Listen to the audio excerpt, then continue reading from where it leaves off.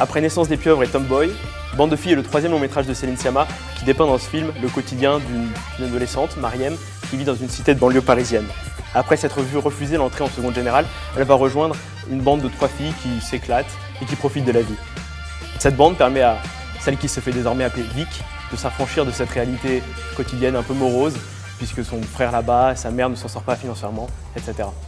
Nous allons donc demander à nos chers duellistes ce qu'ils ont pensé de ce film. C'est l'heure du duel.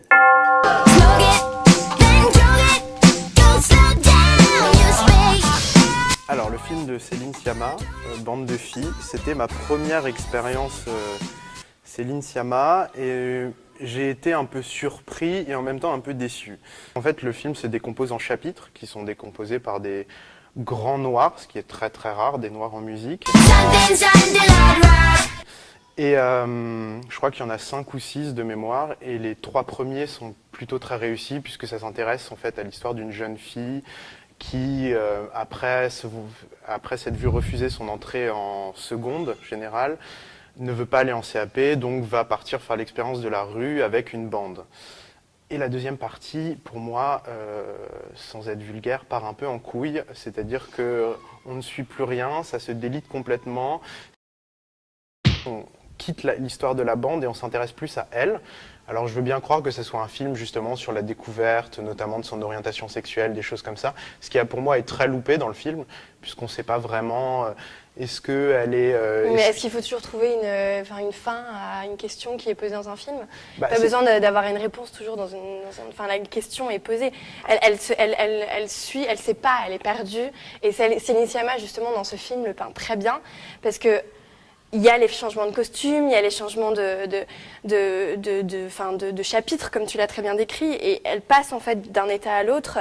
Et en fait, le film aussi est une question de comment, qu'est-ce qu'être une fille en fait dans une cité. Enfin, comment être oui, en ça, fait. Je suis d'accord, c'est réussi. Et du coup, je trouve que Céline Sciamma a très bien peint ça. Il y a 2 scènes fortes qui sont dans le film dont j'aimerais vraiment parler parce que sont très réussites à mon sens. Donc la première scène d'ouverture où on a une scène avec donc c'est en fait un football, on voit un football américain, donc il y a des gros plans très serrés en fait sur des personnages, sur des corps, donc il y a les corps qui sont filmés, les personnages. On voit pas tout de suite que c'est des filles et après au bout de quelques minutes on se rend compte que c'est des filles.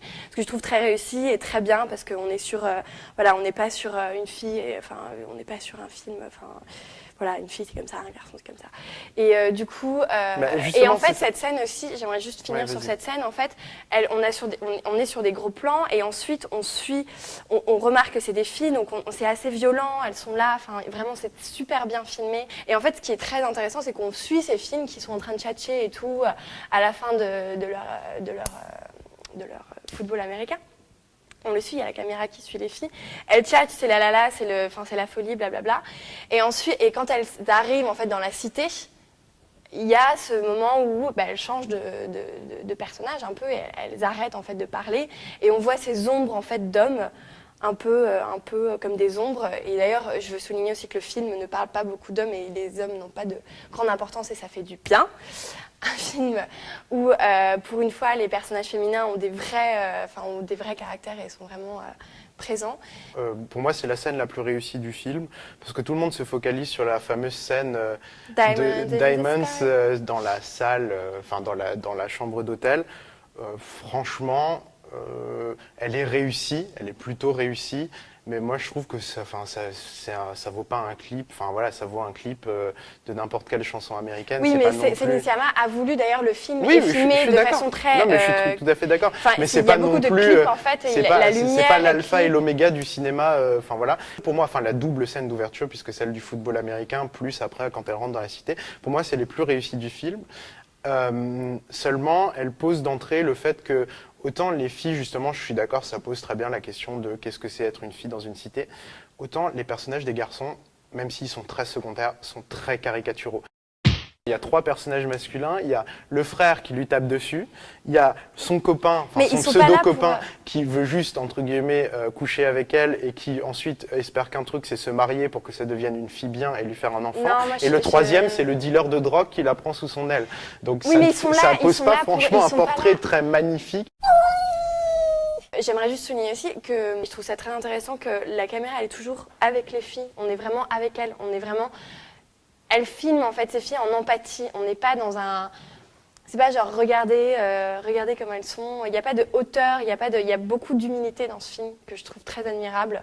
Et parce que c'est quand même pas un sujet facile et on peut vite tomber dans des clichés, on peut vite tomber sur des regardez, c'est comme ça parce que c'est pas ma culture. Et je trouve ça très beau la façon dont la caméra est toujours avec elle et nous, justement, spectateurs, on est aussi avec elle. Donc on est vraiment, on les comprend, on les aime, on rigole avec elles, on n'est pas contente avec elles et ça, c'était très beau. Let me come and ride. I wanna be on your side. Oh, give me the flow. I wanna be on your show. I got you stuck in my brain. You got me going.